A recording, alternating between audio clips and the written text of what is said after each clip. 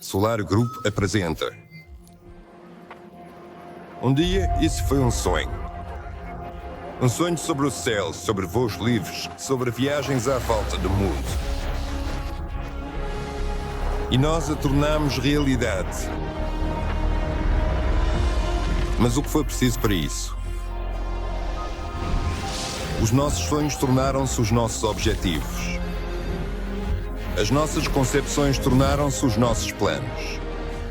As nossas ideias estão a transformar-se num roteiro e numa tecnologia de produção. O nosso cronograma está preenchido para os próximos anos. Desenvolvimento e construção. Componentes e materiais. Fabricação de modelos e realização de testes.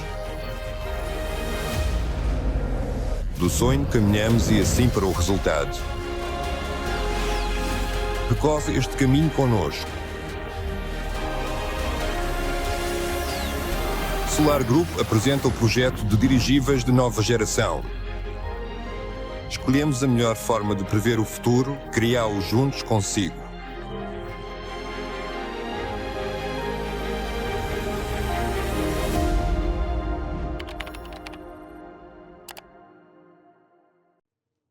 Amigos, olá a todos. Estão novamente no projeto Dirigíveis de Nova Geração. Com vocês, como sempre, eu, Gennady Babanin, e o diretor técnico da empresa Aeronova, Fedor Konstantinov. Sim, amigos, olá a todos. Sim, hoje vamos falar sobre as novidades do mês de janeiro. Acho que vamos começar pela mais interessante, E qual é essa? o Aerolier. Como foi o nosso voo, como se comportou nos testes. Toda a gente está muito curiosa para saber. E quando é que vão continuar esses voos?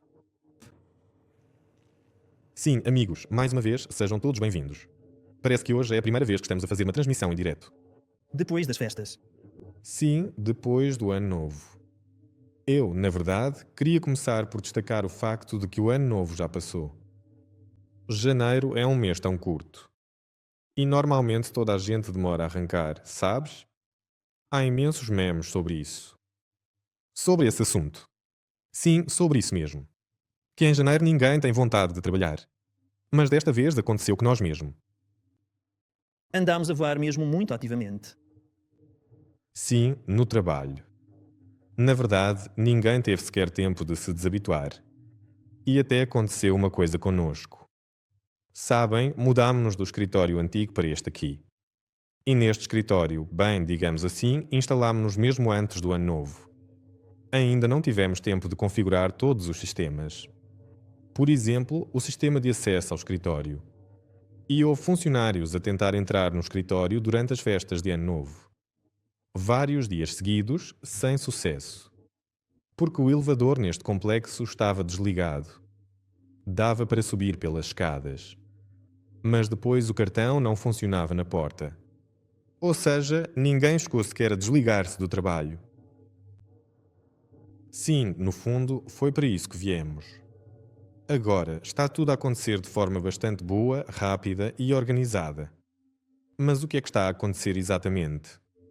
Pois, o Gena perguntou sobre o aerolito. Viram o vídeo? O aerolito voou. E voou com bastante qualidade, de forma estável e várias vezes. O que é que se pode dizer? Foi uma experiência nova. É uma máquina completamente diferente. Não é a Nova 01.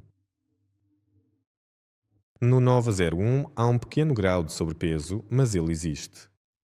E se todos os motores forem desligados, ele começa a afundar lentamente. O aerolito tem um grau de sobrepeso elevado, não vai afundar devagar. Ele aproxima-se do Sol de forma bastante ativa, digamos assim. Isso com a Nova 01, por exemplo, para quem não sabe, vou explicar, para quem sabe, vamos relembrar. Ela tem apenas 2 hélices e estão montadas numa única barra giratória, rodando de forma sincronizada. E para descolar com a Nova 01, por exemplo, nós girávamos as hélices para criar impulso para cima, mas num certo ângulo. Esse é o ângulo mais eficiente para a descolagem.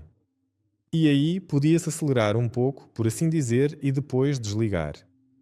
E ela, pumba, dava um salto e começava a voar devagarinho. E com estes impulsos de potência, por assim dizer, dava para manter a nova 01 no ar. Pronto. Com o aeroplano, essa história já não funciona. Ele comporta-se praticamente como um quadricóptero. Todas as hélices, por exemplo, estão viradas para cima, gera-se impulso vertical e ele descola na vertical. E se alguma coisa correr mal, bem, naturalmente, ele vai cair bastante depressa, apetece-me dizer, mas não se pode, vai afundar-se. E toda a sua, como é que se diz, todas as vantagens, digamos assim, da sua forma aerodinâmica, só se manifestam mesmo quando está em velocidade. É quando começam os movimentos propulsivos, ou seja, quando ele começa a voar para a frente, o corpo dele começa a funcionar, a dar aerodinâmica e surge força de sustentação adicional. E por causa disso, no início era mesmo assustador levantá-lo, estabilizá-lo e por aí fora. Mas depois, quando há imensos detalhes diferentes, até começando pelo facto de, por exemplo, se o Nova 01 tem 2 hélices numa só barra rotativa, o aeroplano já tem 4 hélices no esquema de quadricóptero e cada motor está livre e pode rodar independentemente dos outros. Mas, claro, dependente dos algoritmos que lá programamos. E até começando pelo próprio mecanismo de rotação destes motores, há afinações muito delicadas. Por exemplo, pegamos no motor X, por assim dizer, e rodamos 15 graus para a frente. Bem, mostrei 90, mas digamos que rodamos 90 graus para a frente e depois voltamos a colocá-lo na posição inicial, mas ele mesmo assim não quer dizer. Ele até voltou para trás, mas fica sempre com uma pequena folga. E só essa pequena folga já era suficiente para que o aparelho se comportasse de forma instável no ar. E todas estas pequenas afinações, quando giras os motores para um lado, observas fisicamente, medes tudo isto, introduzes coeficientes de correção. Por exemplo, soltas a rotação, o motor volta e, com o coeficiente de correção, ainda o ajustas mais um bocadinho. E assim para todos os lados e todas estas coisas. Além disso, as hélices funcionam de maneira diferente, mesmo que lá diga mais ou menos que são iguais, mas isso não é nada verdade. No fundo, quando calibramos tudo, como viram naquele vídeo, ele já mantém a altitude de forma estável, vira-se lindamente no próprio eixo, é uma rotação tipo tanque, mas aqui acaba por ser uma rotação de aeronave, sim, porque afinal de contas ele voa, não anda como um tanque. Pois, a Nova 01 não conseguia fazer isso. O Nova 01 tem um dispositivo de leme na cauda, fica mesmo na traseira, ele consegue pairar e, bem, não é tão ágil, nem tão controlável como o Aerolé. O Aerolé consegue voar e praticamente, pronto, virar quase no mesmo sítio. Com o Nova 01 nunca conseguimos fazer isso. Além disso, o Aerolé mantém a altitude de forma muito estável. No Nova 01, isso é difícil de fazer, porque o ponto de aplicação, aquela força vertical, está no meio e se começa uma pequena oscilação do corpo, seja por causa do vento ou por outro motivo, então, bem, torna-se impossível. Aqui há um eixo em torno do qual ele oscila e por aí fora. Aqui, por ser mais distribuído, até tem a sua vantagem. E claro, foi assustador. E essa possibilidade vai existir na próxima versão do Nova 01 se tivermos 4 hélices nos novos modelos? Sim, claro. O Nova 01, recordo, é afinal de contas uma cópia do dirigível Nova 2. E, como disse desde o início, não é o dirigível pequeno mais otimizado. E o aeroplano agora também não é o dirigível mais otimizado. O aeroplano é, na verdade, o primeiro projeto do Dmitry Sergeevich Kmel e ele, para ser sincero, não está a correr mal, mas tem os seus problemas. Há muita coisa nova, muita coisa difícil, muita coisa em que não pensamos no momento e o Dmitry Sergeevich também não pensou no momento em que desenvolveu. Mas, ao longo deste ano, vamos criar um modelo otimizado. Tanto um dirigível pequeno clássico otimizado, como um dirigível híbrido otimizado. E, claro, o grande, o Nova 2. Portanto, este ano temos de pôr no ar pelo menos 3 aparelhos, se não mais, porque ainda há. Bem, talvez não seja este ano, ou talvez até seja. Ainda há encomendas de Dubai. Falaremos sobre elas mais tarde. Sim, muito provavelmente, o dirigível que é o ideal, de forma clássica, não terá um sistema de 2 hélices, mas sim de 4 ou talvez até de 6 hélices. Essa concessão também está a ser considerada? Sim, naturalmente. Na verdade, os grandes dirigíveis, mesmo os realmente grandes, como o Nova 2, têm 2 hélices, porque isso é o mínimo possível para um dirigível grande, digamos, sério. E à medida que o volume aumenta, cresce também a sua potência energética, e isso é o mínimo de potência energética, por isso não há muito por onde escolher. Mas nos dirigíveis maiores, ao longo do casco, há um grande número de hélices e motores, e quanto mais, melhor, mais fácil de controlar e por aí fora. E num dirigível pequeno também, deve ser assim 4, 6, 8 à vontade. Sim, a questão é a mesma. Eles podem ser diferentes, de rotação livre, independentes ou dependentes. Isso são só detalhes. Mas sim, o clássico será assim. Com a mesma capacidade de manobra. Aliás, no aeróstato, o que era notável, provavelmente, se não fosse a neve no aeródromo, ele provavelmente conseguiria até dar a volta sozinho dentro do próprio hangar e sair. Não, espera aí, ele já se virava sozinho no hangar e saía sozinho, sim. Só demos uma ajudinha de leve. Sim, onde havia neve, demos só um empurrãozinho. Sim, e o motor é tão potente que quase o partimos quando já estávamos a descolar, mas correu tudo bem, aterramo de novo. E o Dima Orlov, que é o nosso desenvolvedor do sistema de controle, também é o nosso operador. Então ele decidiu. Bem, quis mesmo fazer uma manobra espetacular. Basicamente, quando ele roda um pouco as hélices, dá um pouco de potência e o aeroplano começa a rodar no próprio eixo, estando no chão ou no ar, tanto faz, só que no ar ele ainda compensa a perda de tração vertical, acrescentando um pouco mais, mas isso não interessa agora. Fomos a rodar com cuidado, mas ali no chão ele decidiu fazer uma rotação brusca e o aeroplano, não sei, rodou uns 45 graus no instante, literalmente, e isto é, bem, uma coisa grande, com 20 metros de comprimento, quase 5 metros de largura, e ele, imaginem, rodou 45 graus em torno do seu eixo em apenas um segundo. Foi assim. Deu um puxão, a estrutura aguentou por um triz, se fosse rígida teria partido, mas como os motores estão precisamente nessa direção, eles apoiam-se na carcaça, aqui, para cima e para baixo, aí a estrutura segura, mas nessa direção apoiam-se na carcaça. A carcaça cedeu um pouco e a estrutura não se partiu, mas foi um susto, claro, ficámos bastante assustados. Pronto, ele consegue manobrar sozinho na pista, entrar e sair dos hangares por conta própria, mas há um porém, ele é pequeno demais para essas manobras. Com tempo calmo, tudo bem, mas basta um mínimo de agitação, algum vento, e no momento em que estiver a sair do hangar, aparecem essas correntes turbulentas, imprevisíveis, que podem começar a afetá-lo. É preciso adicionar peso. Por isso, desenvolvemos este robô-carrinho para entrada e saída do hangar para o Nova 01. Tínhamos planeado fazê-lo ainda antes do ano novo, mas gastámos muita energia com Dubai e tudo acabou por ser adiado. Agora já está tudo projetado, comprado e em breve vai começar a montagem. Tem mesmo de haver este robô-carrinho que vai puxar o Nova 01 no fundo, pode acompanhar o aeroplano, pode ajudar, pode puxar, mas provavelmente vai funcionar tudo em conjunto, haverá muitos fatores diferentes. No geral, ela vai adicionar-lhe bastante peso. A ideia de nós, como acompanhantes, puxarmos o aeroplano era apenas para dar-lhe algum peso, para que o vento não atirasse o pequeno dirigível contra o hangar. Basicamente, dávamos-lhe massa. Este robô-carrinho vai pesar o suficiente, vai segurá-lo nos sítios certos e ele já vai conseguir empurrá-lo sozinho sem problemas, ou ela pode puxá-lo, tanto faz. Vai ser universal, com um sistema de fixação universal e vai servir para qualquer dirigível? Bem, para os nossos pequenos, sim, mas isto, mais uma vez, é um protótipo apenas para testar os processos. Basicamente, para testar o sistema de controlo, ou seja, quando dás o comando ao sistema de controlo para acoplar, eles encontram-se, acoplam-se, os algoritmos funcionam, os dispositivos de execução funcionam. É claro que os próprios dispositivos mecânicos vão ser diferentes, dependendo do tamanho futuro e por aí fora.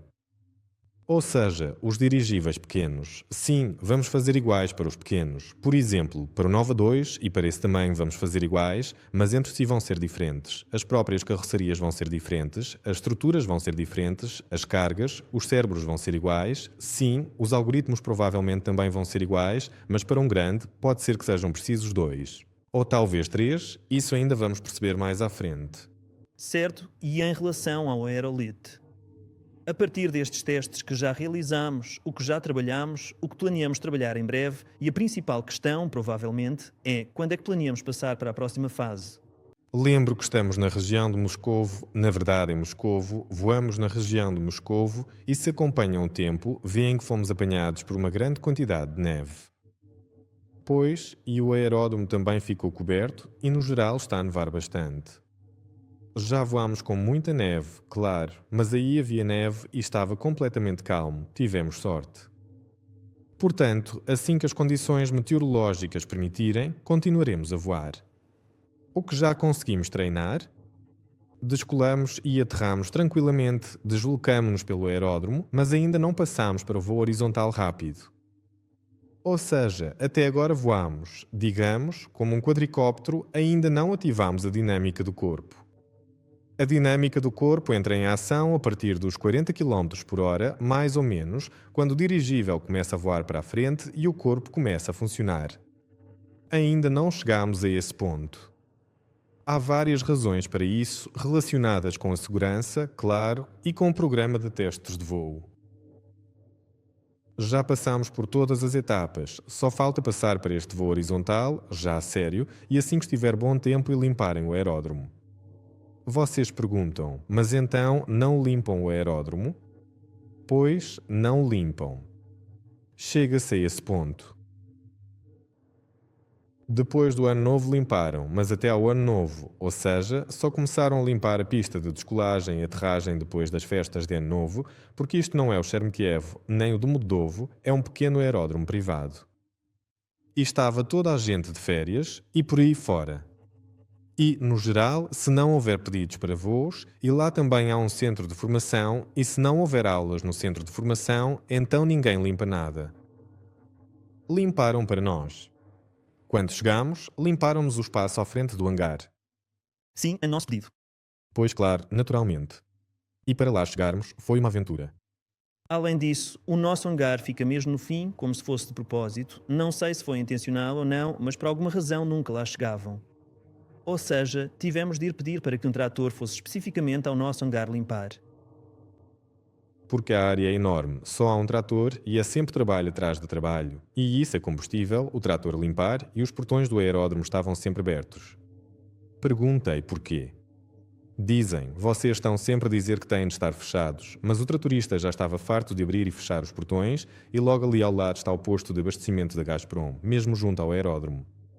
O trator só ia lá para abastecer, para trás e para a frente. Enfim, isso custa dinheiro, claro. Mas pronto, vamos continuar a voar assim que o tempo permitir. Planeamos voar tanto com o Nova 01 como com o Aerolit. Com o Aerolit, vamos continuar os testes de voo, passando para um voo horizontal pleno, já recolhendo dados sobre o desempenho aerodinâmico da fuselagem. Quanto ao Nova 01, é dar seguimento ao processo de total automação, à integração do nosso software externo com o software interno, que está nos controladores de voo e nos computadores. Ou seja, o Nova 01 está a entrar nessa fase. O Aerolit mantém-se na fase em que está atualmente. Aliás, também houve mudanças colossais no software. Antes, o mapa era visto de cima, basicamente como estamos habituados no Google Maps ou em qualquer outro mapa, era plano. Vias o mapa de cima e algo se movia por esse mapa plano, além de que a altitude era indicada em números. Se é que alguém alguma vez precisou disso, nós precisávamos, por isso víamos a altitude em números. Agora, digamos assim, já não lembro quem foi, é melhor perguntar ao Milad, mas agora temos um mapa em 3D. O nosso software, quando o abres, mostra-te um mapa tridimensional e consegues ver em 3D onde está cada dirigível e como se move nesse espaço tridimensional. Não é 2D, é 3D. Sim, e isso tornou-se muito prático tanto para os operadores como para a compreensão e para a visualização, e isto aconteceu durante as férias de Ano Novo. Basicamente, os rapazes passaram o ano inteiro a desenvolver este software e foi durante as férias de Ano Novo que passaram para o mapa tridimensional. Sim, por isso é que ninguém descansou, eu também fiquei a saber disso, voltamos ao escritório. O Mila diz, Fedor, vem cá, quero mostrar-te uma coisa. Olha, olha, olha. Fez-te ao orgulho. Sim, olha o que fizemos e eu fiquei tipo, bem, fixe. agora é preciso ligar isto tudo, continuar a testar no Nova 01. Portanto, teste de voo é isso, estamos à espera do tempo. Já que agora não estamos a fazer testes de voo, com o que é que estamos ocupados no escritório neste momento? Esta semana? Sim. Bem, na verdade, a prioridade da empresa é, naturalmente, a Nova 2. E foi nela que todos sempre trabalharam, só que o aeroplano, a Nova 01, é aquilo que voa, que se pode mostrar, sobre o qual se pode falar, discutir alguma coisa, partir, por exemplo, a Nova 01, consertar e por aí fora. Aqui é algo palpável, ali ainda não é. Mas, na verdade, todos trabalham na Nova 2, a equipa principal e todos os processos principais estão lá. E o que é que está a acontecer por lá? Bem, algumas partes já se podem tocar. Pois, sim, viram a imagem dos lemes, de como estavam a trabalhar nos lemes do estabilizador traseiro. O processo tecnológico. Já estão a enviar fotografias a mostrar que os lemes estão pintados e já rebitados. Ainda não as publicamos, porque, para os pintar, foi preciso construir uma câmara de pintura. E, embora se chame câmara, é uma sala completa. No fundo, terminaram-na antes das festas de Ano Novo e, depois do Ano Novo, só faltava mesmo um pequeno retoque. E agora já há uma câmara de pintura, todas as peças de alumínio, naturalmente, são pintadas segundo processos tecnológicos especiais. Tudo conforme todas as normas e por aí fora. Nada de improvisos. Afinal, isto é tecnologia aeronáutica, é coisa séria. E, no futuro, vai ser certificada. Por isso, não é tudo tão rápido como gostaríamos. Mas está a avançar. Talvez envie hoje uma foto dos lemes pintados para verem. No fundo, o trabalho com o metal está a avançar. Os processos tecnológicos estão a ser dominados. Primeiro, só dobravam um lado, depois o segundo, o terceiro e depois superfícies mais complexas. Quando já sabiam fazer isso tudo, começaram a fazer as montagens. Durante a montagem perceberam que tudo encaixava. E, por exemplo, um conjunto qualquer com 10 peças. Cada peça tem as suas tolerâncias, naturalmente. E quando se monta tudo junto, é preciso verificar a tolerância total. E então, no primeiro leme, montaram, verificaram e tudo bateu certo. Excelente, maravilhoso. Isso significa que já se pode avançar para fazer peças grandes, como, por exemplo, toda a gôndola. Mesmo já tendo estampado as peças do caixão e por aí fora. Porque ali a tolerância total não se acumula devido à quantidade de peças. Depois, tudo isso ficou em pausa, naturalmente. No leme testaram e no leme estava tudo bem. Portanto, estes elementos assim, de alumínio, que são feitos a partir de peças dobradas, digamos, e rebitados. Está tudo a avançar. Está tudo ótimo. Em breve vamos ver mesmo como a gôndola do próprio dirigível começa a crescer. Vamos para lá nós, o Gena e o Vladimir, o operador. Vamos digitalizar tudo isso. Os produtos compósitos também, depois do Ano Novo, fomos visitar os nossos futuros subcontratados, os fabricantes, à fábrica. Se antes era eu, basicamente, quem ia à produção, agora fomos com uma grande equipa de engenheiros. O Vadim Vassilevich, o Vitali, o Dmitry Sergievich, o Machin e o Dima. Fomos todos juntos, em grupo. No geral, discutimos a produção. Os nossos produtos compósitos são os seguintes. Não são todos, mas são os principais. São as hélices do propulsor de popa do dirigível Nova 2. Lá trata-se de uma hélice de 2 pás. E também um mecanismo de inclinação para alternar a tração para um lado ou para o outro, de modo a virar a cauda. Estas próprias hélices são compósitas. O desenvolvimento é totalmente nosso. Tanto da própria hélice, como do seu perfil e deste dispositivo de inclinação. Dispositivos de alteração de vetor.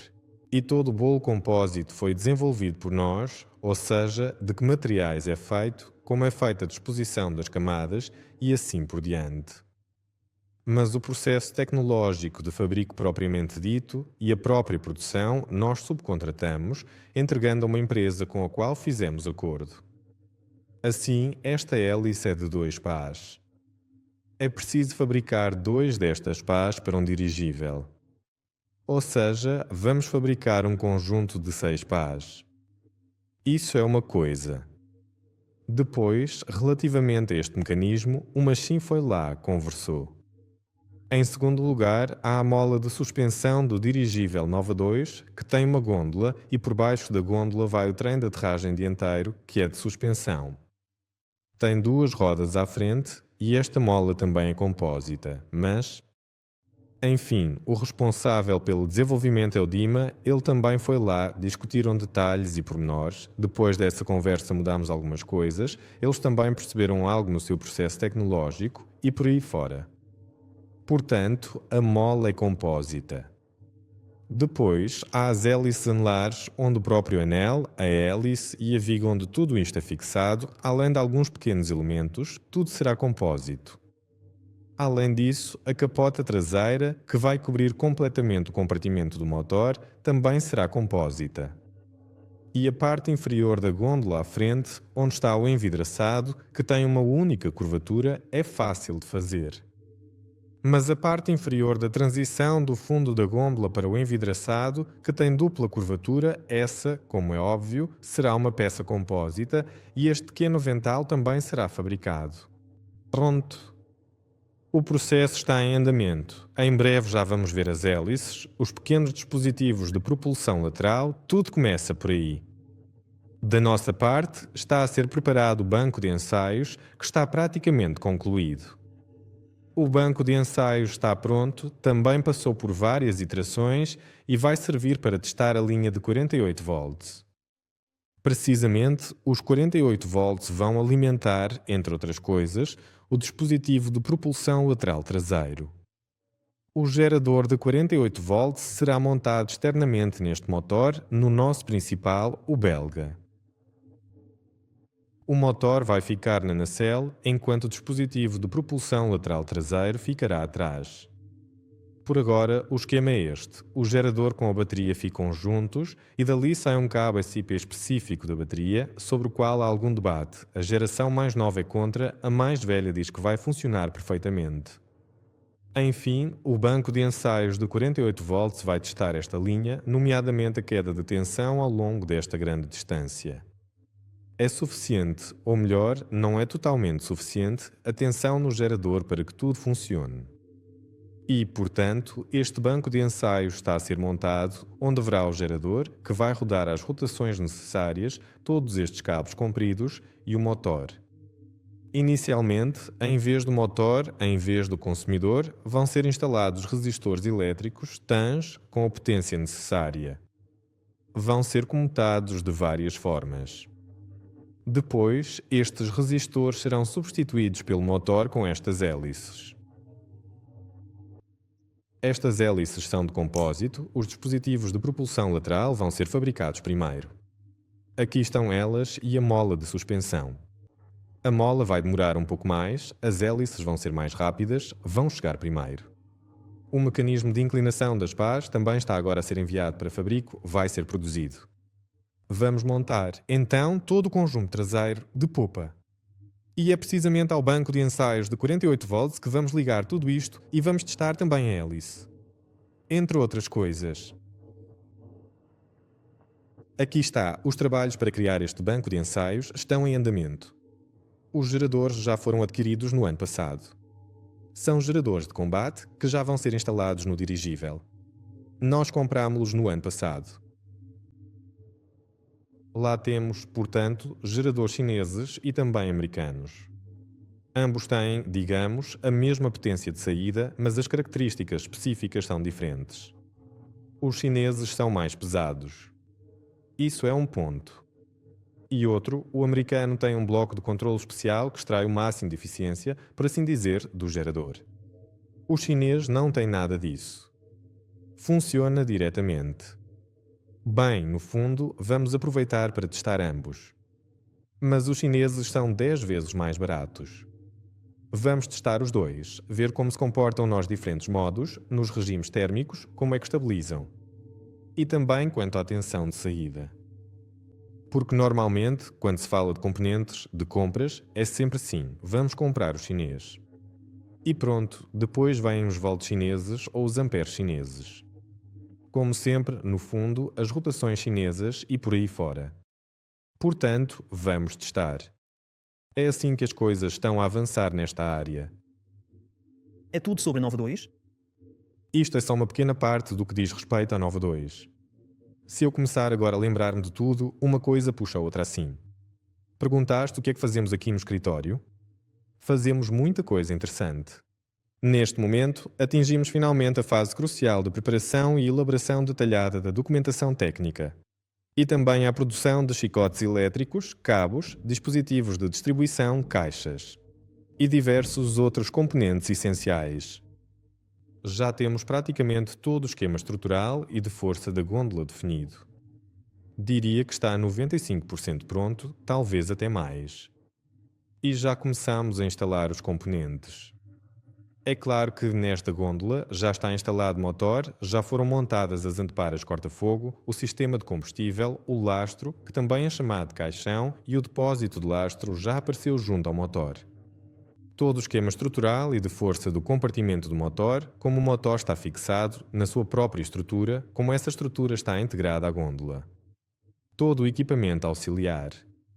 O motor já tem redutores, a própria transmissão rotativa, a hélice, os propulsores circulares.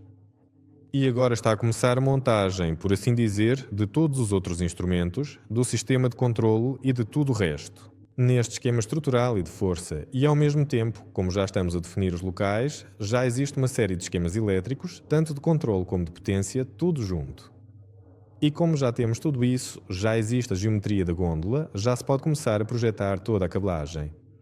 Quer dizer, de certa forma, já está tudo previsto nos esquemas. Por exemplo, de tal ponto a tal ponto vai tal cabo, com determinada secção, feito de tal material. Mas é preciso passá-lo no modelo 3D, ajustar o comprimento, perceber onde vai ser fixado. Enfim, com os chicotes de cabos é uma história à parte, quase uma epopeia. E tudo isto ainda tem de estar de acordo com as normas e regulamentos da aviação. Portanto, não é nada simples. Estes trabalhos só começaram este ano. Antes disso, só existiam os esquemas. E agora começa, por exemplo, com o Artyom no laboratório. Nós chamamos tudo de laboratório, mas na verdade é o departamento de instrumentação no fundo. E de tecnologias de ponta é assim que o chamamos. Em breve vamos lançar um vídeo. Um vídeo espetacular. É verdade que, durante o decorrer do ano passado, o Tioma concluiu com sucesso a montagem de uma complexa instalação de vácuo destinada a ser utilizada em diversos dispositivos estratosféricos de alta precisão. Para os testar, Para simular a estratosfera. Bem, vamos pôr as coisas assim. Para uma simulação extremamente precisa da estratosfera até ao nível de metros de altitude.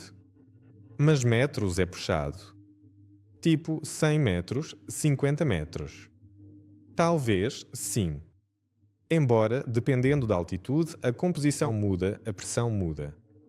E boas câmaras de simulação são uma coisa muito complicada e muito cara. E felizmente o Artyom tinha praticamente todo o equipamento dele próprio. Sim, porque ele já é um homem da ciência. Na verdade, há imensa coisa que gostaríamos de contar sobre ele. Uma dia havemos de fazer. Ele prometeu começar a gerir à parte esta vertente de conteúdo. Mas, mudanças, aquela confusão toda. Ele montou tudo, equipou, depois teve de desmontar o laboratório, voltar a montar tudo de novo. No fundo, foi, como se costuma dizer, um golpe no coração. Pronto. Vai sair um vídeo. No fundo, dava para montar rapidamente este equipamento. Mas nós testámos tudo o que era preciso testar nele. E o tema disse, quer montar isto em vídeo porque é um momento histórico. E fizemos um vídeo super detalhado da montagem. Pronto. Vai sair em breve. E o que eu queria dizer é o seguinte, é este o tipo de trabalho que está a ser feito. Nós projetamos uma secção para a produção. É precisamente a construção de instrumentos. Por que é que precisamos disto, afinal? Porque, por exemplo, o dirigível é um dispositivo único em si mesmo. E tem o seu próprio sistema de controle.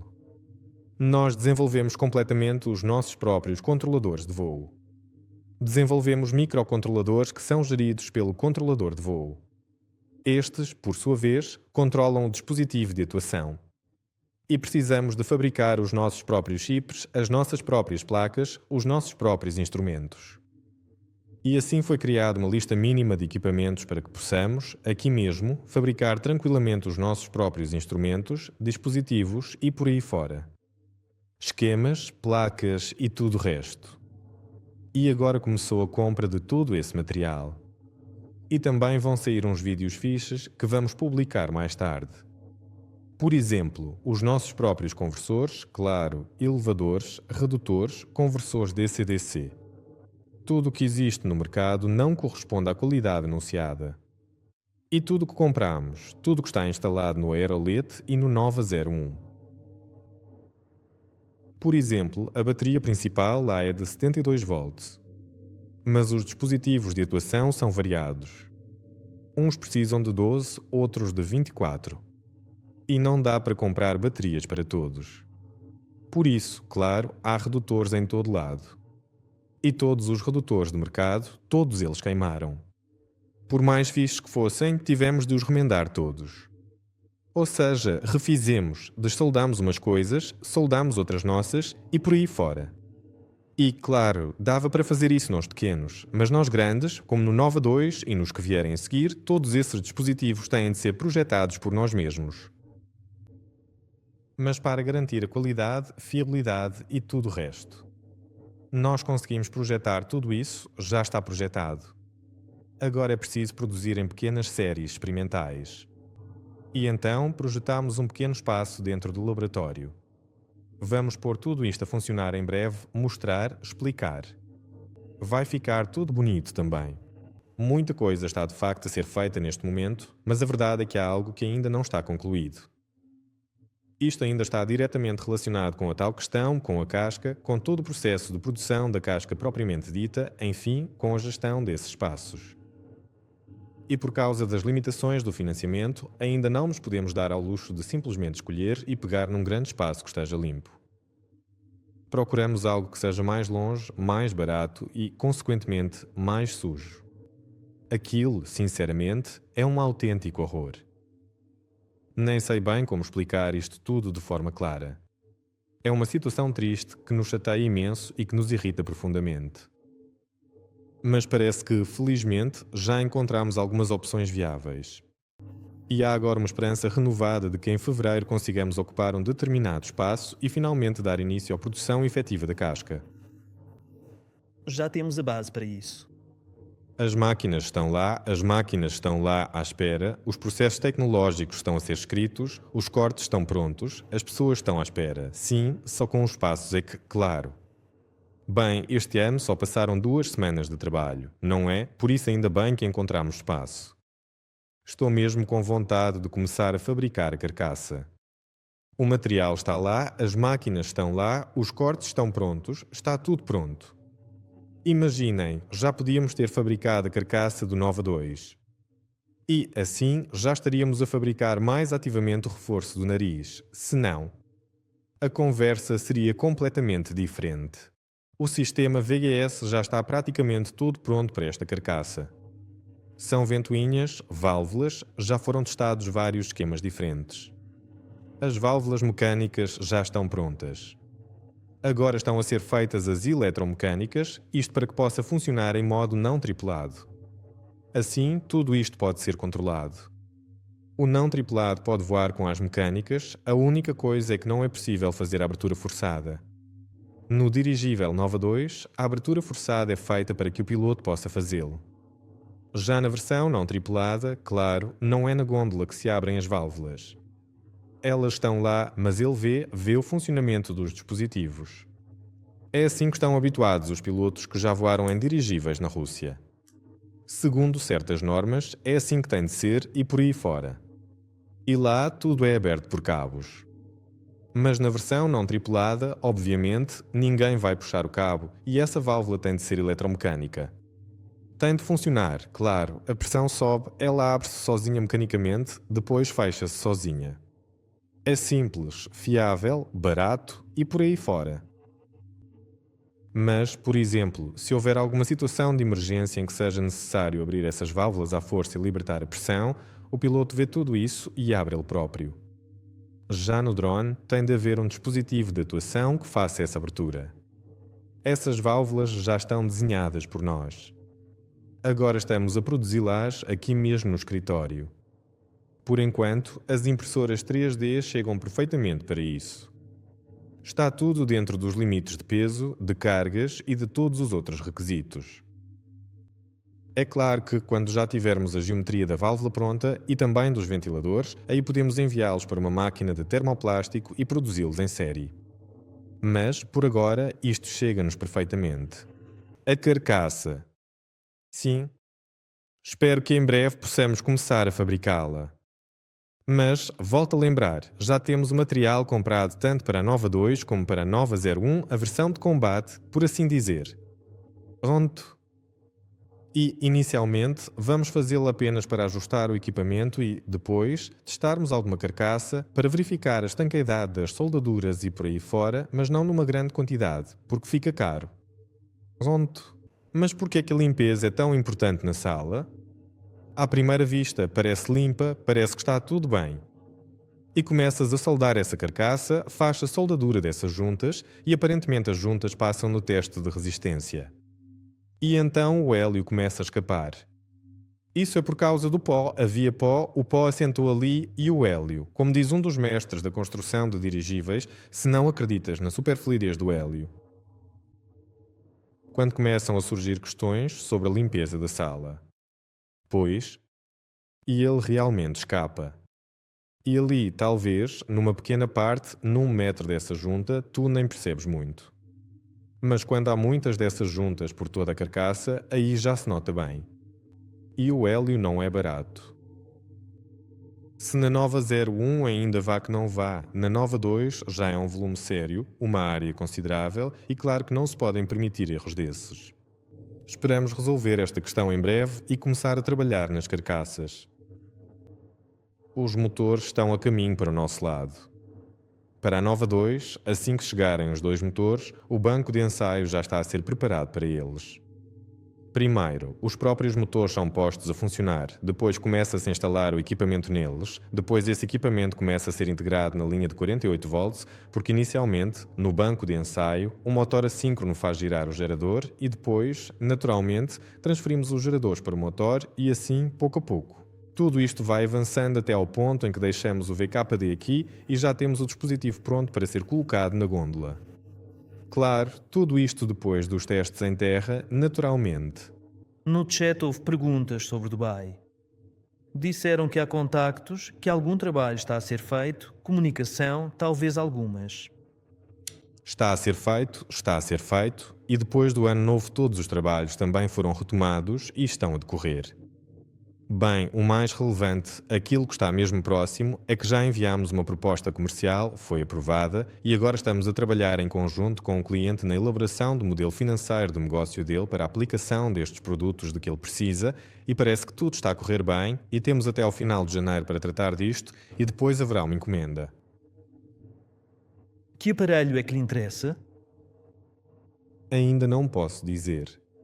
Que assinem, enviem o adiantamento e depois conto tudo. Eles precisam, sim, de vários. Pronto, eles são flexíveis. Vamos começar por aí. Já é bom. Sim, é verdade, dirigíveis rígidos não são, isso está perfeitamente claro. Não, eles são de facto flexíveis. Pronto, por agora ficamos por aqui nesta explicação. Isto é mesmo o que está mais próximo da realidade atual. E reparem que não são nada pequenos, são bastante imponentes. Também faço questão de dizer isto. E, finalmente, isto é sobre o preço elevado que eles têm no mercado. Na verdade, este é um daqueles poucos casos em que acabamos por fazer uma encomenda de algo que, na realidade, ainda não temos. Bem, dentro da empresa Aeronova, até agora ainda não construímos aparelhos deste tipo. Deste mais uma pista. Bem, no geral, há muitos contactos. Já disse isso antes. E com todos há um trabalho detalhado sobre aquilo de que realmente precisam. Nós não temos uma oferta concreta, tipo, aqui está o iPhone pronto, é só chegar e comprar. Tudo tem de ser fundamentado e por aí fora. E isto não é rápido, e são vários, e nós somos poucos.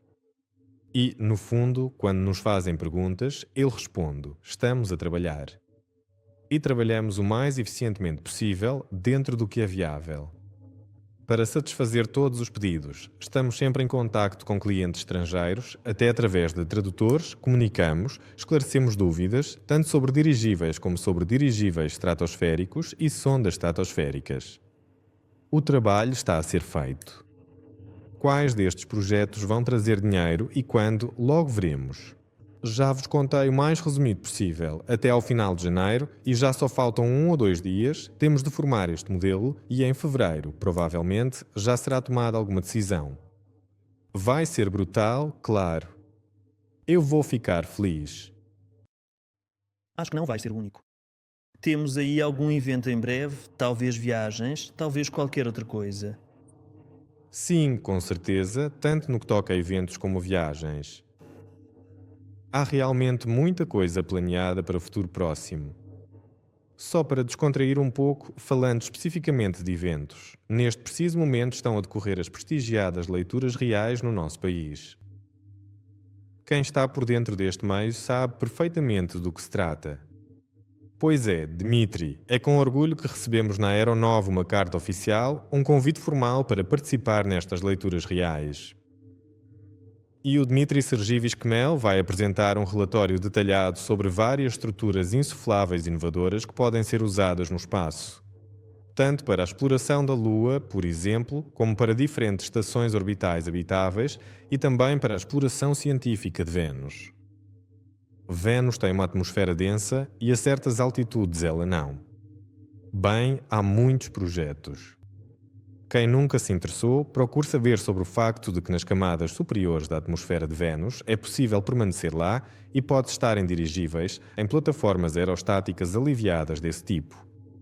E, na época soviética, sondas desse tipo, semelhantes a dirigíveis, já exploraram Vênus. Bem, não eram propriamente dirigíveis, mas sim sondas aerostaticamente aliviadas. E o Dmitri Sergievich é o nosso cientista especializado precisamente nesta área, na área venusiana. Pois, e agora estão a decorrer as leituras Korolev. O Dmitri Sergievich vai apresentar lá. Pois, e nós organizamos a nossa produção de invólucros tendo em conta que podemos fabricar vários tipos de estruturas deste género, ou seja, não só para o nosso planeta. E conhecemos os programas mais próximos e o que será necessário lá e participaremos com todo o gosto em tudo isso. E já estão a decorrer certos trabalhos nesta direção. Sobre isso, por agora, não vou falar. Sobre os eventos. Este é apenas um dos mais próximos. Vai acontecer já este sábado. Mais precisamente, as leituras Korolev já estão a decorrer. O Dmitri Sergievich vai apresentar-se lá no sábado. Vamos lá, damos uma vista de olhos. Talvez até vos mostremos alguma coisa de lá. E quanto ao nosso departamento, as microturbinas podem ser consideradas tecnologias promissoras? Bem, as microturbinas são, afinal de contas, unidades de potência, fazem parte do departamento de unidades de potência.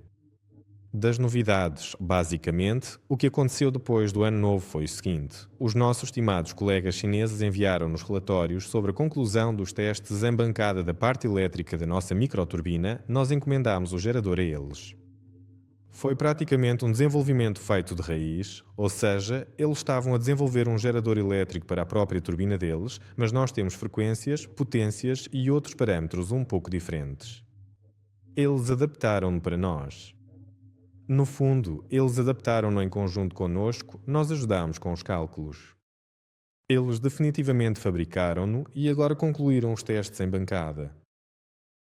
Ele funciona em 2 modos. Funciona no modo de motor de arranque e funciona no modo de gerador.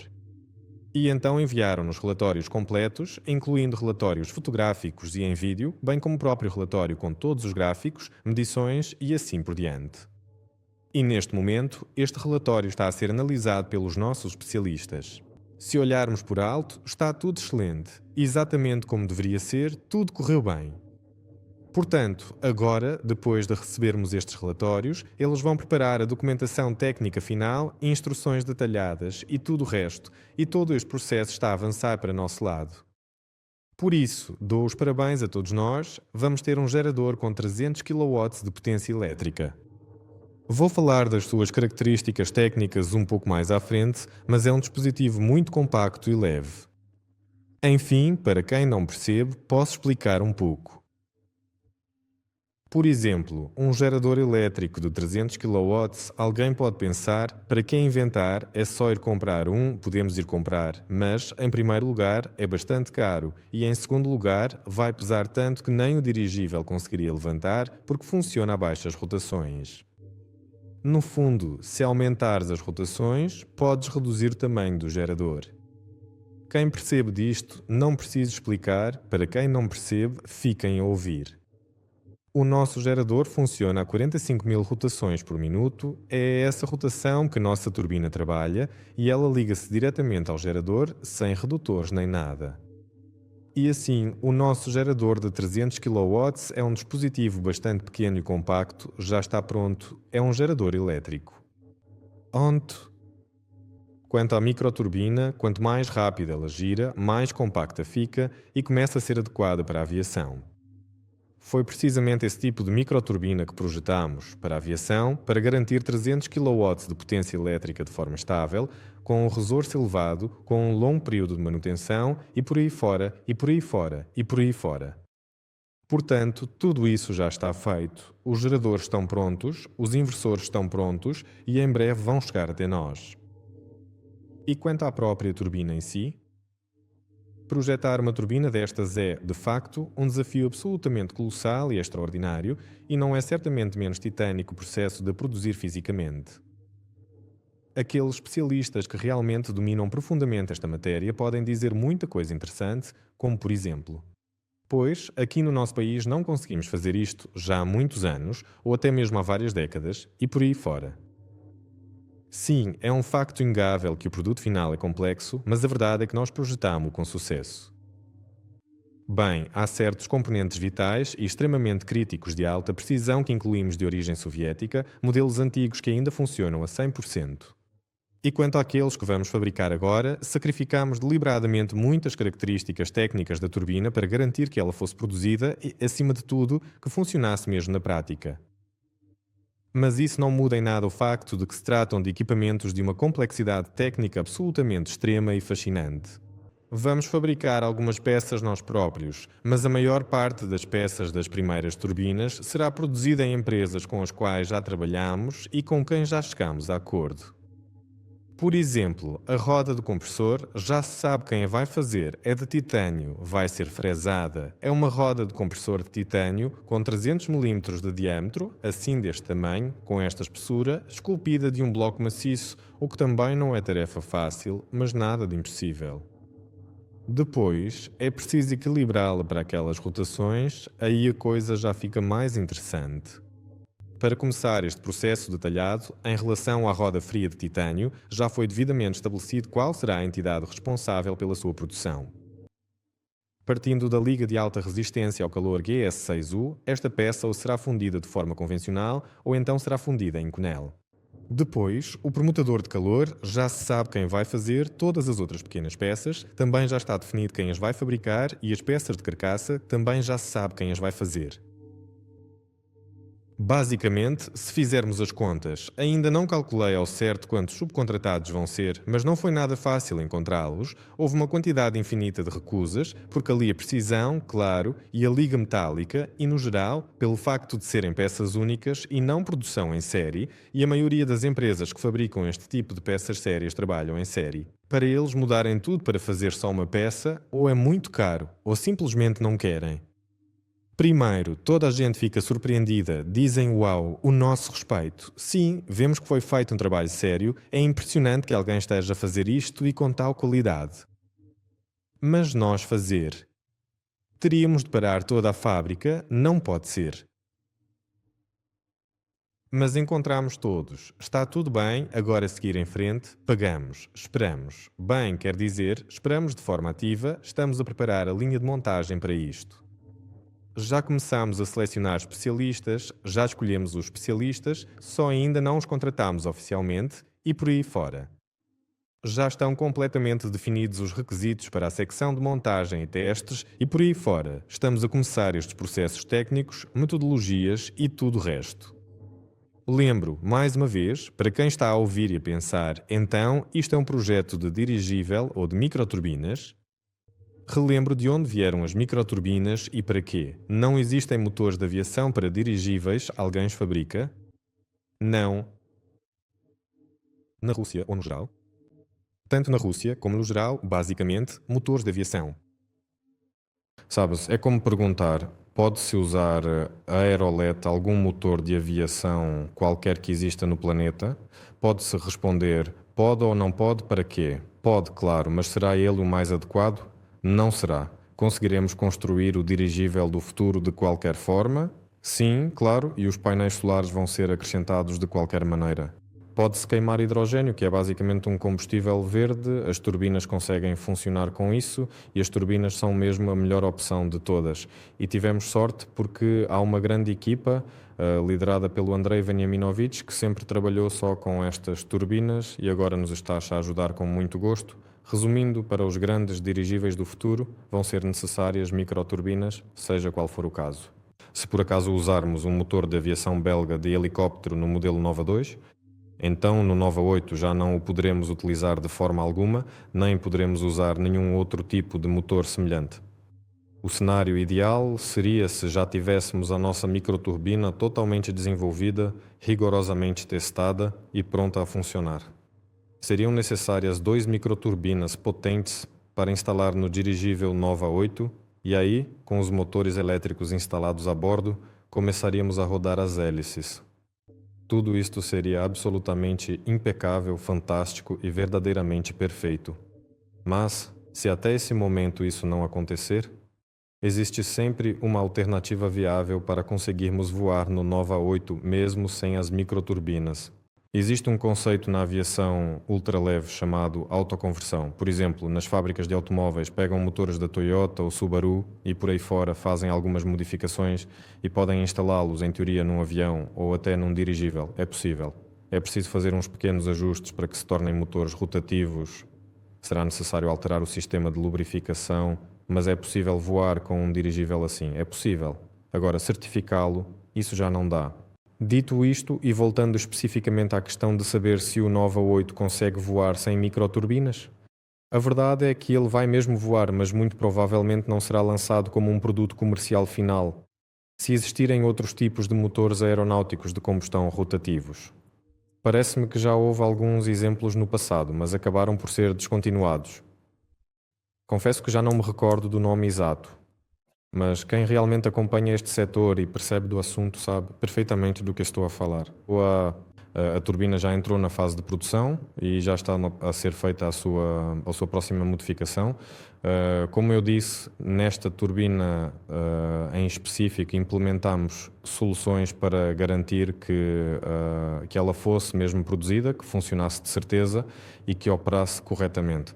Mas, por exemplo, há lá rolamentos de ar que são sem óleo, e há uma série de outras soluções que estamos a planear para a próxima turbina, onde 70% das peças serão as mesmas. Por exemplo, o recuperador, a carcaça e por aí fora, e 30% serão melhoradas. Assim, a turbina vai ficar mais leve, mais compacta, muito mais eficiente e por aí fora. Mas aí o processo de produção vai demorar um pouco mais. Quanto à turbina, se for para dar uma atualização, é assim que as coisas estão. Já vou contar mais algumas coisas sobre elas, mas quero lembrar que uma microturbina destas, por si só, já é um produto brutal, que pode ser facilmente comercializado e para o qual já temos até investidores específicos, pessoas que já trabalharam com o Andrei Veniaminovic noutra vida, e há interesse, no fundo, em criar uma empresa separada para a produção de microturbinas. Os investidores têm esse desejo, mas o nosso ainda não se cristalizou totalmente nessa direção. No geral, estão a decorrer negociações sobre o facto de eles estarem prontos para investir mesmo na construção de uma fábrica no nosso país para a produção de microturbinas de 300 kW, 400 kW e 50 kW. Sim, é um projeto muito interessante. Esta microturbina de 50 kW é mesmo muito pequena. Para eles, este produto é interessante como um gerador de energia? 300 a 400 kW é a geração de eletricidade industrial, é energia distribuída, é um mercado louco, na verdade um mercado incrivelmente grande, promissor. O mais agradável é que nós conseguimos dominá-lo. Sim, na verdade tudo foi pensado com antecedência. E as pequenas turbinas são interessantes como extensores de autonomia para carros elétricos. Tá? E esses extensores, extensor de autonomia é como se chama quando há um carro híbrido, quando algo ali queima combustível, mas a tração ainda é elétrica, há uma bateria e a bateria é como um buffer, digamos assim, não é feita para todo o percurso, vai-se descarregando pelo caminho. E esse algo vai carregando a bateria pelo caminho. Esse algo pode ser um motor a pistão, por exemplo, mas um motor de microturbina também é um internal combustion engine, só que do tipo turbina. E essas pequenas microturbinas cerâmicas de 50 kW são necessárias aos milhões, na verdade, e as fábricas, para produzi-las, aos milhares por mês. Isso interessa a muita gente, tanto no nosso país quanto fora dele, e nós também precisamos delas e são necessárias para a aviação, para dirigíveis. É realmente um produto muito fixe. Enfim, vamos falar e mostrar sobre elas separadamente. No ano passado mantivemos isso em segredo, não contamos, mas claro, sim, na verdade eu nem teria tido tempo para contar tudo. Sobre a viagem que mencionaste, alguns dos co-executores na fabricação desta turbina são empresas chinesas, são os mesmos fabricantes de geradores. Eles projetaram e fabricaram o gerador deles, como eu disse antes, para a própria turbina deles, mas quando encomendamos um gerador apenas como gerador, não lhes dissemos que era para uma turbina. No entanto, durante o processo de adaptação, eles contaram aos seus especialistas em turbinas que havia uns russos a trabalhar com turbinas e assim conhecemos-nos. Perguntamos sobre as capacidades deles para fabricar a roda do compressor. Por exemplo, eles receberam os modelos 3D, confirmaram que era possível fabricar e, no geral, ficaram interessados não só em fabricar, mas quase em criar uma joint venture na China para produzir estas microturbinas e por aí fora. Portanto, é muito provável que eu vá para lá em breve, precisamente para tratar da fabricação e para conversar sobre estas joint ventures. E recebemos uma série de, digamos assim, na verdade isto é uma notícia bombástica, não sei porque é que estou a falar disto tão calmamente, fico nervoso e nem sei se posso contar isto. Enfim, recebemos imensas propostas do lado chinês para criar precisamente joint ventures, onde nós seríamos os desenvolvedores e eles os investidores e fabricantes na China. Mas com várias condições. Uns têm umas condições, outros têm outras, outros ainda têm outras diferentes. Há quem queira fechar o mercado chinês só para as nossas turbinas, por exemplo, e deixar o internacional para nós, de formas diferentes e em proporções diferentes. Parece que conseguimos agendar todos para datas específicas e eu vou lá negociar com todos. Já estamos a alinhar alguns acordos preliminares mais ou menos sólidos e depois vamos pensar como avançar nestas histórias conjuntas. Quanto à fabricação, vou mesmo lá, vamos aprovar tudo, vou visitar as fábricas. Vou filmar de lá ou talvez não filme, logo se vê. Porque lá a empresa também é séria, do setor aeroespacial, pode ser que me tirem o telemóvel logo à entrada, mas nesse caso vão ter de acreditar na minha palavra, que remédio. Vamos ver. Portanto, essa viagem também está planeada para muito em breve, mesmo muito em breve. Em relação às microturbinas, também há imenso trabalho e, na verdade, é assim em quase todas as partes do dirigível, nem conseguimos contar tudo. Nem sequer conseguimos, durante todo este tempo, organizar a produção de conteúdo informativo denso e valioso sobre isto. Acontece tanta coisa connosco. Simplesmente não conseguimos embalar e transmitir tudo. Só nos resta contar-vos assim, em webinars, e esperar por... bem, esperar por quê, afinal? Jane, o que se passa? Onde estão os vídeos? Passa. Está a acontecer muita coisa e um dos vídeos mais interessantes vai sair já amanhã, sexta-feira, ao final do dia, precisamente a partir do laboratório. Por isso, não deixem de interagir por lá. O vídeo está com muita qualidade e está brutal. Mas este foi um desejo pessoal do Artem. Ele queria eternizar, por assim dizer, a montagem deste dispositivo de vácuo, porque é realmente único, mesmo a nível nacional. Provavelmente dá para contar quantos existem com os dedos de uma mão, e se algum dedo se dobrar já é surpreendente. Mas sobre as microturbinas vai ser preciso começar uma nova série à parte. Já começamos, escrevemos um grande artigo, apresentamos o Andrei Veniminovich e talvez num futuro próximo o convidemos para uma apresentação.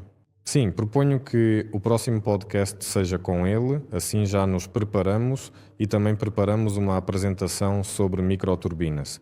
Também queríamos convidar o Dmitry Sergeyevich. Vamos começar primeiro com o Andrei Veniminovich.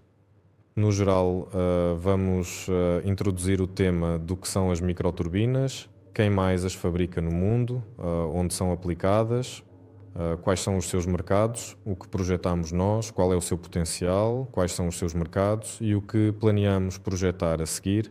Sobre o Andrei Veniminovich falaremos separadamente. Isto pode ser feito ou no âmbito de um vídeo, criar um bom vídeo informativo e depois vamos em conjunto dar ao Gennady a tarefa de fazer um grande vídeo separado sobre microturbinas, depois realizar um webinar de apresentação com os Andreis e, após o webinar de apresentação, lançar um vídeo, por exemplo, assim. Ótimo. Bem, parece que estes foram os principais acontecimentos que tivemos durante estas 2 semanas de trabalho. Proponho que passemos suavemente para as perguntas. Isto provavelmente está longe de ser tudo, mas sim. Já estivemos a conversar bastante tempo, acho que temos perguntas suficientes por aí. Em primeiro lugar, pedem para fazermos uma visita guiada ao escritório. Estão curiosos para ver como tudo ficou organizado. Prometemos, mas ainda não fizemos, confesso. Nos próximos dias vou tratar disso imediatamente. A principal pergunta é se o projeto conseguirá desenvolver-se ativamente sem investidores russos, se tudo vai correr bem. É uma questão relevante que preocupa muita gente. De qualquer forma, o projeto vai continuar a desenvolver-se. Pelo que sei, os investimentos russos representavam literalmente, ou melhor, uma parte significativa, cerca de 20 ou 30% do mercado. A Solar Group vai, em breve, realizar um webinar para explicar todos os detalhes e nuances sobre o trabalho futuro que está planeado e responder a todas as perguntas relevantes. Se houver alguma questão urgente, o nosso apoio técnico está a funcionar ativamente, podem escrever para lá e responderemos a todas as perguntas. Nenhum investidor russo será abandonado ou deixado para trás. Todas as condições que foram acordadas inicialmente mantêm-se, mas temos de lidar com a situação atual, por isso é preciso cumprir as condições e a legislação da Federação Russa e vamos ter de nos adaptar, não há outra hipótese. Como disse, ainda não posso indicar datas exatas. A Solar Group está a preparar-se para recolher toda a informação necessária e assim que estiverem prontos vão realizar um webinar com toda a base de informação, com os passos de como vamos avançar. Portanto, em breve entraremos em contacto. Comentem a situação do encerramento dos investimentos vindos da Rússia. Já comentei. Passemos agora à próxima pergunta. Por favor, deixem os vossos comentários. Na verdade, esta situação dói muito e é profundamente triste para todos nós. Está toda a gente em estado de choque absoluto. Já era extremamente difícil arranjar dinheiro suficiente para as nossas operações. Mesmo aqui, internamente, já se fez muita coisa, desde optimizações rigorosas e outros afins. E com este espaço físico, com os custos elevados do arrendamento, não é por mero acaso que tudo se arrasta lentamente. Infelizmente, tudo depende do fluxo de dinheiro e agora surge ainda mais este problema inesperado. Foi um momento muito triste, houve até quem começasse a entrar em pânico real. Queremos expressar a nossa profunda gratidão aos nossos parceiros e investidores estrangeiros. Foram eles, de facto, que seguraram as pontas durante todo o mês de janeiro. Pelos vistos, eles também ficaram bastante assustados com a possibilidade de algo correr mal com o desenvolvimento do projeto. E normalmente, se olharmos estatisticamente, janeiro é sempre um mês muito parado, em que, depois das festas, as pessoas já gastaram o seu dinheiro em presentes. Mas este janeiro em específico, todas as estatísticas habituais foram completamente contrariadas. Um grande obrigado aos estrangeiros por isso. Este webinar é visto principalmente por cidadãos russos, mas temos também a Índia, a África e o Vietnã. São todos países muito ativos, onde tudo funciona bem. Vamos esperar que os estrangeiros continuem a desenvolver isto tudo com afinco e que a Solar Group, do lado russo, consiga finalmente inventar um mecanismo adequado para resolver a situação. Na verdade, de acordo com as informações que eu tenho disponíveis, eles começaram a tratar deste assunto muito antes de todos estes acontecimentos recentes, mas infelizmente não foram capazes de se estabelecer e entrar completamente na zona legal a tempo, embora o trabalho continue a ser feito de forma constante. Aliás, não são apenas os nossos parceiros estrangeiros que podem trabalhar neste âmbito. Os parceiros russos também podem perfeitamente continuar a sua atividade de parceria, mas devem fazê-lo exclusivamente em plataformas arquitetónico-urbano Rechénia, pois não é de maneira alguma aconselhável ou recomendado fazer isso em plataformas russas. Não é recomendado fazer isso, mas existem outras plataformas alternativas. Enfim, vocês certamente já sabem muito bem de quais é que estamos a falar. Refiro-me àquelas que não se podem usar legalmente no território da Rússia. E quanto à questão do hangar, eles vão mesmo construir um novo ou pretendem apenas alugar um espaço? No ano passado conhecemos o dono de um aeródromo privado, com quem negociamos o arrendamento e a construção nas suas instalações, e os acordos foram estabelecidos, não desapareceram depois do ano novo. Chegamos ao ponto em que nos foi entregue o plano geral, colocámos no plano geral o hangar, os pontos de amarração, as pistas de circulação e assim por diante. Basicamente desenhámos todo o esquema. Pronto, então ficou assim, quando começamos? Só que nessa altura já estava a começar o frio, então basicamente quando a neve derreter começamos. Os planos originais mantiveram-se todos rigorosamente iguais. Grosso modo, por enquanto, em relação às áreas delimitadas e ao próprio aeródromo, encontra-se tudo devidamente planeado e certo, sendo que com o hangar e com os fabricantes especializados do próprio hangar já existe um contacto estabelecido. O que é que estamos realmente à espera? Apenas que a neve derreta finalmente para podermos começar os trabalhos. Também vai ser necessário pagar uma quantia financeira considerável de uma só vez, e esse valor é, na verdade, muito maior do que o previsto. Alguém comentou: o dinheiro já estava reservado para o aeródromo, não foi gasto, por isso está tudo ótimo. No fundo, o aeródromo custava cerca de 20 milhões de rublos, o que, para um aeródromo desta categoria, é quase nada. Quem já viu anúncios de aeródromos agrícolas sabe perfeitamente que se podia comprar um por 5 milhões de rublos, ou talvez por 6 ou por 7 milhões, mas isso é apenas um aeródromo que existe no papel. Na prática, é apenas um campo de milho abandonado, onde nem sequer existe um único poste de eletricidade por perto. Mas no fundo, não é esse o detalhe que realmente importa agora.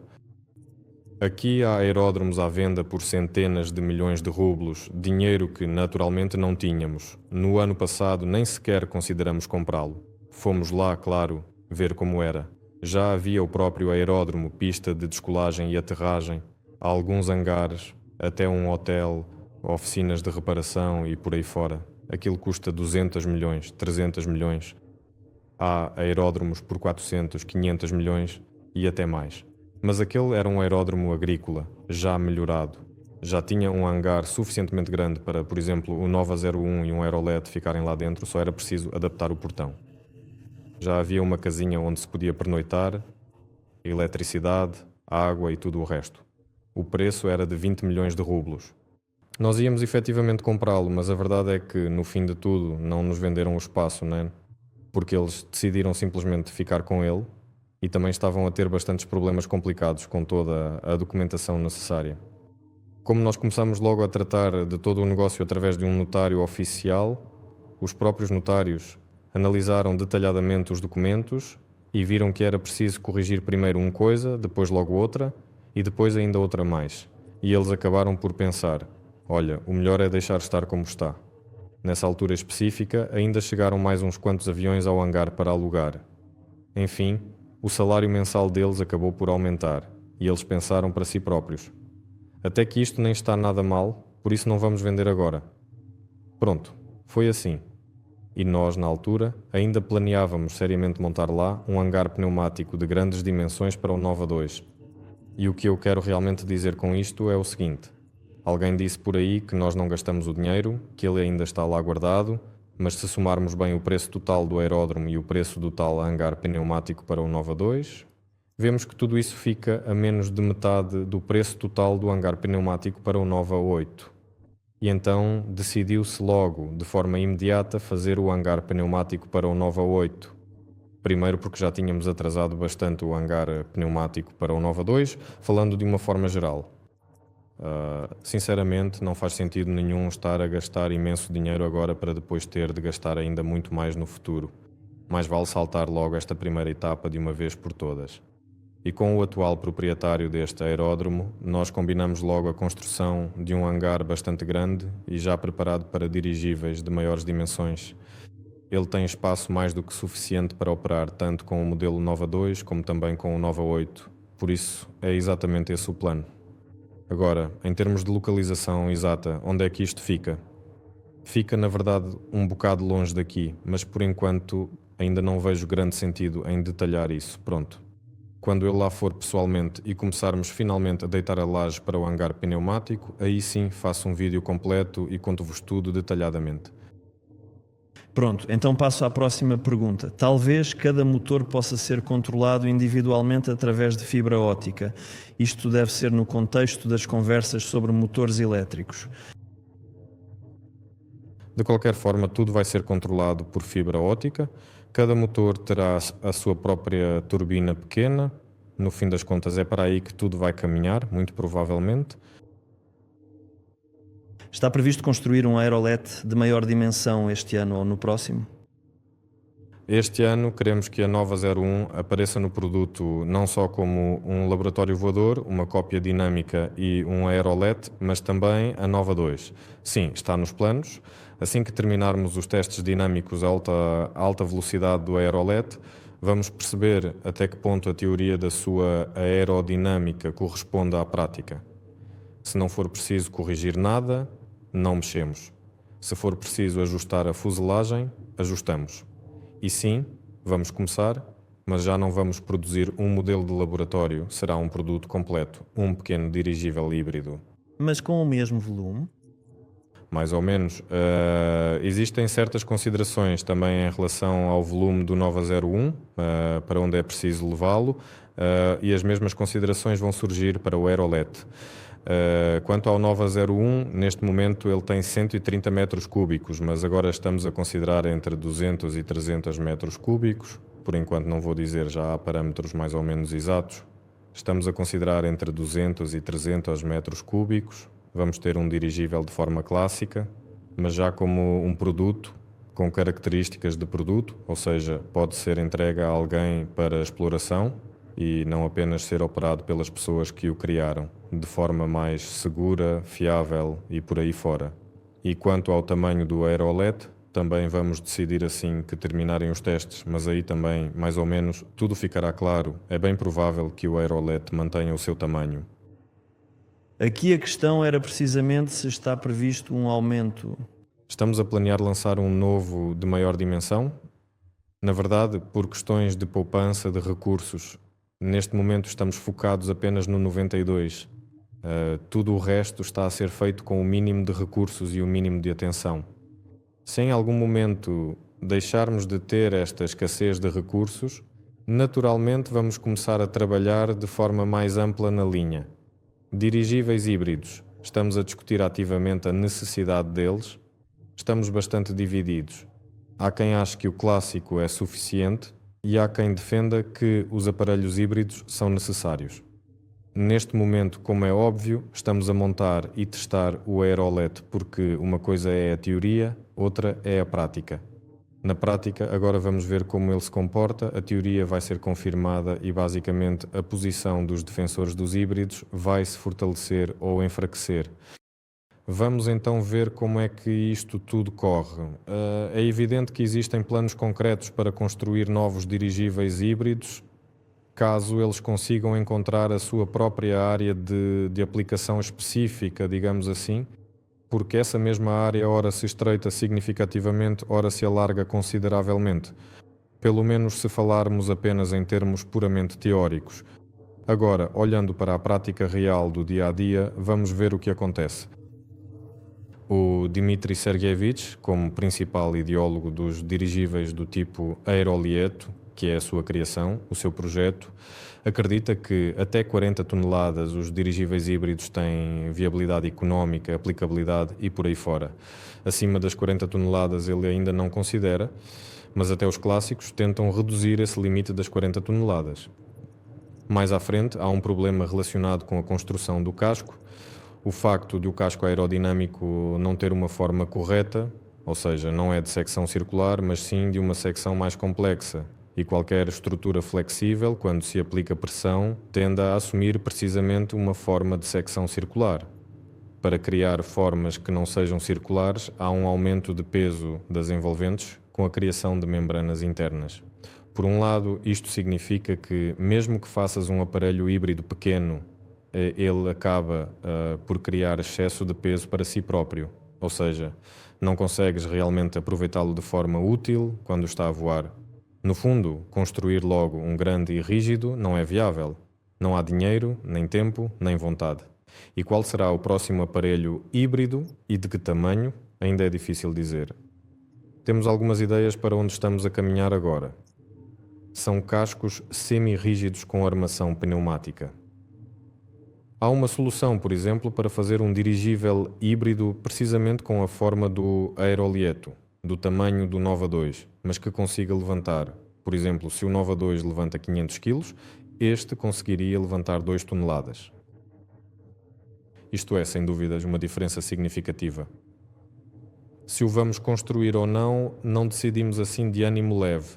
Temos regulamentos claros, um conselho científico e técnico onde todas estas decisões são tomadas. Pelo menos do ponto de vista científico e técnico, temos de fundamentar a viabilidade deste projeto. Depois, como já disse, entra a componente financeira, ou seja, por agora, tudo isto está no âmbito do Nova 2. Penso que, no geral, respondi à pergunta. Então vamos avançar. Aqui dizem que é necessária uma cápsula eletromagnética que irá repelir o hélio. Uma cápsula eletromagnética de força? Há alguma informação sobre isso? Atualmente, existem diversos estudos científicos e investigações onde se tenta carregar o hélio através de eletrostática, procurando de alguma forma mantê-lo ou repeli-lo. Esta não é exatamente a nossa prioridade número 125 neste momento, mas temos essa possibilidade devidamente anotada em algum lugar dos nossos registros. Há diversos artifícios técnicos sobre como isso pode ser feito, mas não se trata de forma alguma de algo simples ou trivial de se realizar. Para tal, é também absolutamente necessária a posse de um vasto conjunto de competências técnicas em tecnologias muito avançadas. Por exemplo, seria necessária a criação de geradores de impulsos de nanosegundos com uma potência de megawatts.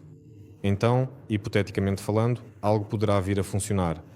E acreditamos que, num futuro próximo ou distante, acabaremos por alcançar esse objetivo. Boa noite. O Nova 8 vai ser lançado no próximo ano ou mais tarde. Se conseguirmos organizar e ajustar toda a produção da carcaça este ano, então já este ano começaremos a fazer a carcaça do Nova 8. Começaremos a fazer, mas não acredito que, pelo menos, consigamos soldar. Neste momento, estamos na fase de encomenda do material para a carcaça do Nova 8, porque não é igual à do Nova 2, é mais rígida e tem requisitos mais exigentes. Se, por exemplo, encomendarmos no início do ano, algures entre o maio do verão e o outono ela chega até nós, o que significa que podemos começar a fabricar. Portanto, todo o resto também vai avançando aos poucos e, no próximo ano, devemos ver o Nova 8. Isso já será em 2027. Então, a próxima pergunta. Se conseguirem estabelecer a produção em série de microturbinas como uma direção separada, isso vai trazer lucro para a aeronova e, consequentemente, dividendos provenientes delas? Ainda não discutimos isso diretamente. Não dá para dizer com certeza sim ou não, mas se isso se desenvolver no âmbito da aeronova, faz sentido que sim. Se for lançado tudo como uma história separada, como um negócio independente, é uma área tão grande com um trabalho completamente distinto e complexo. Por exemplo, no contexto da criação da linha de dirigíveis, projetar uma turbina, fabricá-la em algum lugar e depois pedir a alguém para produzi-la em série é uma coisa. Agora, desenvolver um negócio separado estabelecer uma produção em série é algo totalmente diferente. Já houve ideias de lançar as microturbinas como um projeto independente, com o seu próprio financiamento, mas por enquanto isso não é possível. E já que no primeiro ano tudo se desenvolveu dentro da Aeronova, é claro que a Aeronova terá algum benefício caso as microturbinas se separem. Se houver separação, naturalmente tudo ficará com a Aeronova, ou seja, com os novos investidores, claro. Pronto, parece que as minhas perguntas acabaram. Agora posso só dar uma olhadela rápida. Para ter uma noção geral, neste momento há uma pequena equipa a receber salário, que está a trabalhar na construção do dirigível, a construção de uma fábrica para a produção em série de microturbinas custa 3 mil milhões de rublos. Então, basicamente, se pegarmos em todo o dinheiro que as pessoas já investiram na Aeronova, subtrairmos apenas o que foi gasto nas microturbinas e depois dividirmos esse valor por 3 mil milhões, a percentagem que sobra, claro, será muito relativa nesta produção em série. Então, há mais perguntas. Agora, qual é o rendimento térmico esperado da microturbina para o dirigível? É semelhante ao dos motores diesel mais eficientes. O valor exato tem de ser perguntado ao Andrei Veniaminovich para que ele o possa divulgar. Vi muitos comentários quando falámos sobre a turbina. Mas o rendimento dela consome muito combustível, mas não com um recuperador que devolve 95% do calor de volta. Aí já começa a funcionar de forma um pouco diferente. O rendimento e a eficiência de combustível delas aproximam-se e a partir de certo ponto até superam os motores diesel de pistões. Na verdade, a disputa já é por frações de percentagem, por 1%, por 0,5%, por isso não vou indicar um valor exato. O Andrei Veniaminovich vai explicar teoricamente qual é o valor em que podemos confiar tanto nos desenvolvimentos mais próximos que nos esperam, como nos futuros, mais promissores, e ele também pode falar sobre os limites teóricos. Portanto, vamos fazer uma análise boa e de qualidade. Vamos fazer tudo. Está previsto construir dirigíveis para servirem como transporte internacional, semelhante a um comboio ou avião? Se houver um cliente, claro, fazemos o que for preciso. Por enquanto, o único uso internacional que se vislumbra é como navio de cruzeiro, porque o território dos países é bonito, vasto, peculiar e rico. De avião ou helicóptero não se consegue ver muito. A navegar pelo oceano, mar ou rio também não, mas num dirigível parece que sim. Ainda assim, o transporte aéreo internacional com aviões já está muito bem estabelecido e não faz sentido entrar nesse mercado, seja para transportar pessoas ou cargas, não há qualquer razão e o dirigível nunca conseguirá competir. Agora, se for preciso transportar algo de grandes dimensões, pesado ou, pelo contrário, muito grande, mas leve, e houver alguma viabilidade económica nisso, então, claro, esses fluxos vão começar a formar-se com o tempo. Por exemplo, China, Europa, América, seria como uma nova rota da seda, onde haverá infraestrutura e já existem alguns avanços.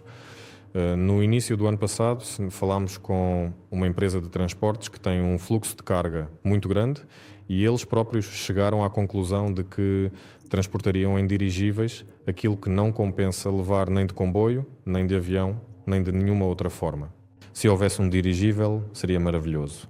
E com certeza vão aparecer essas cargas e fluxos de mercadorias e um dia tudo isso vai se organizar, mas perceba que isso não acontece no início do desenvolvimento do setor, quando se luta por cada cêntimo de lucro. Espero que, para já, se trate de ocupar aqueles nichos onde não há ninguém. Aí é rentável, aí pode-se ganhar bem e assim continuar a crescer. Não faz sentido competir onde a concorrência é alta, quando tens um mercado tão grande à disposição. E o transporte aéreo internacional é, de facto, um mercado demasiado competitivo, mas ainda assim há espaço para avançar por lá. Com os dirigíveis, pode-se ir mesmo muito longe. Olhe, aqui estão a comentar. O aerolé confunde-se com o céu nublado. Podem pintar padrões coloridos e uma pintura vibrante no casco. Podemos perfeitamente fazer isso, só que não neste modelo específico. Eu já expliquei anteriormente, se bem me recordo, a razão exata pela qual eles apresentam esta cor tão característica. Acontece que o próprio tecido contém um componente químico especial que impede que os raios ultravioleta acabem por destruir o material, e é precisamente por esse motivo que ele tem essa cor. É claro que está nos nossos planos futuros começar a fazer novos designs, ou até pintar neles utilizando vários materiais e cores muito diferentes. Mas a verdade é que tudo isso custa imenso dinheiro e exige muito tempo, desde a fase inicial do desenvolvimento desse design até à sua produção final em larga escala.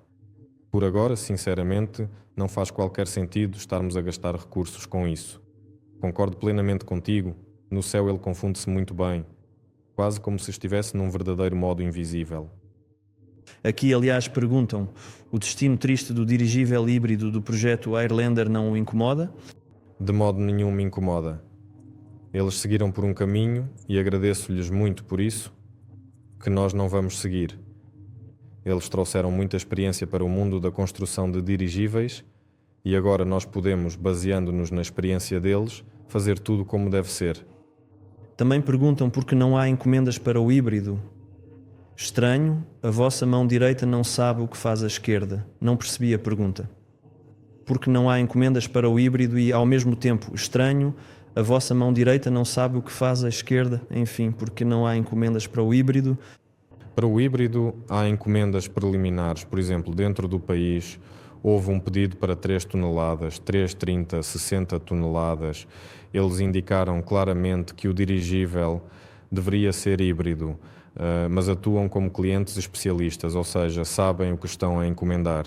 Eles dizem: precisamos de carga e descarga sem lastro, ou seja, o dirigível deve chegar, largar 3 toneladas e ir-se embora. E para isso, ele tem de ser híbrido. Não temos como lastrear, não haverá carga de retorno. O cliente existe, só que será que conseguimos resolver esta tarefa com um dirigível de forma clássica? Porque não, conseguimos. Conseguimos resolver com o híbrido? Conseguimos. E o cliente já pagou? Não. Estamos ainda na fase de projeto e isto não se faz assim tão depressa. Como eu disse, os conceitos técnicos estão a ser desenvolvidos, os cálculos matemáticos estão a ser feitos. Os pedidos não são só quero um híbrido para 3 toneladas, tudo tem de ser calculado, incluindo a manutenção técnica, o armazenamento e a reparação em terra, as equipas e tudo o resto. Grandes clientes não entregam grandes somas de dinheiro assim do nada. Chegam a ser criadas teses científicas inteiras previamente. É claro que há quem esteja disposto a pagar pela elaboração de uma tese científica e há quem diga: não, criem-na e mostrem as vossas competências por conta própria. Existem ambos os casos. Então, mais uma questão. Vão responder de alguma forma às regiões ou vão acabar por ir ter com os chineses? Reformulei um pouco a pergunta. Há um cliente, estamos em contacto há mais de um ano, não há qualquer reação, está pronto a financiar. Vão responder de alguma forma às regiões ou vão acabar por ir ter com os chineses no fim das contas? Não percebi nada sobre o que é mesmo.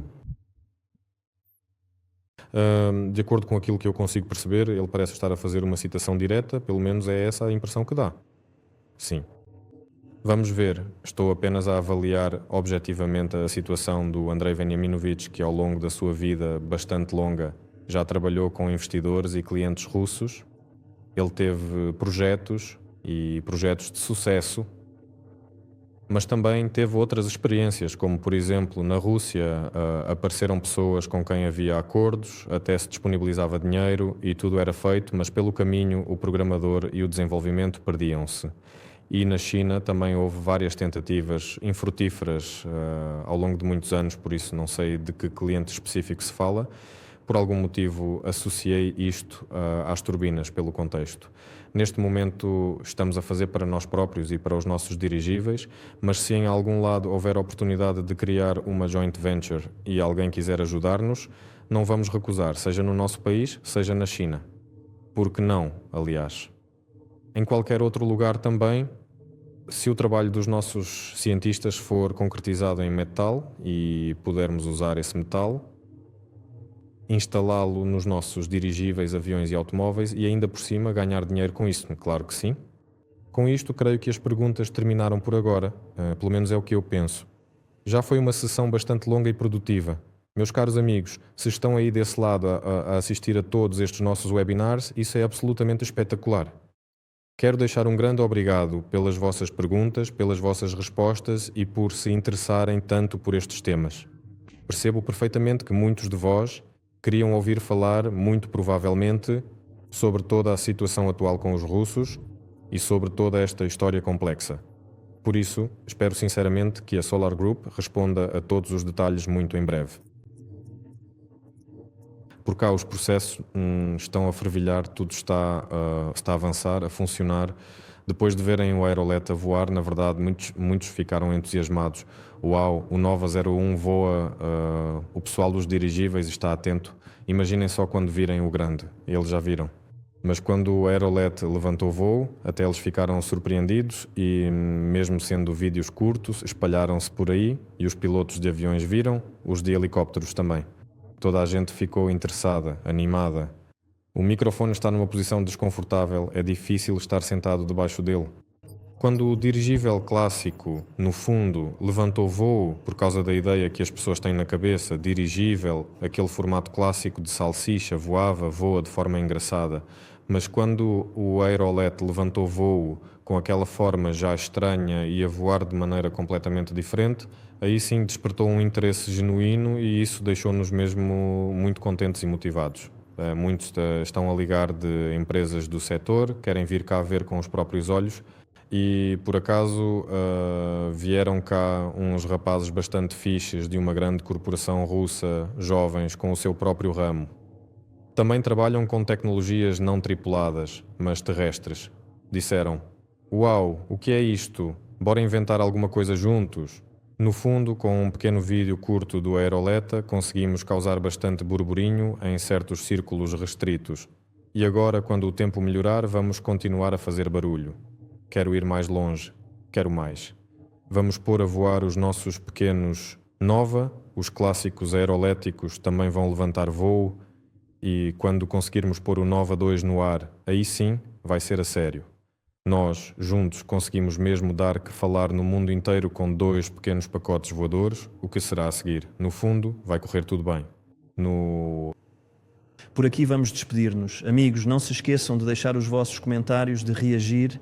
É mesmo muito importante para nós ver que escrevem alguma coisa, que reagem de alguma forma, porque fazemos isto também para vocês. Partilhem a informação. Com juízo, estamos só a popularizar o tema, a mostrar que os dirigíveis são fixes, são incríveis, para que cada vez mais pessoas saibam que este tema está de volta, que em breve vamos ver dirigíveis a sobrevoar as nossas cabeças, para que cada vez mais gente queira vê-los no céu e vamos tentar fazer com que, precisamente na Rússia, eles sejam uma referência, um exemplo a seguir, um padrão para o qual todos vão olhar. Pronto, vamos despedir-nos. Sim, é isso, amigos. Até à próxima nos chats, no Telegram. Fiquem atentos aos vídeos quando é que voltamos da próxima vez. Já em fevereiro, de qualquer forma, mas provavelmente mais para o final do mês. Agora fazemos de 2 em 2 semanas, mas em todo caso haverá sempre um anúncio. Vamos avisar. Daqui a 2 semanas, calha a 12 de fevereiro, e nesse dia um grupo de investidores estrangeiros quer visitar o aeródromo para ver os dirigíveis a voar. Por isso, ou adiamos o webinar para o dia seguinte, ou então fazemos na semana seguinte, não no dia 12, mas uma semana depois. Enfim, até à próxima. Sim, obrigado a todos, até à próxima. Solar Group apresenta. Um dia, isso foi um sonho.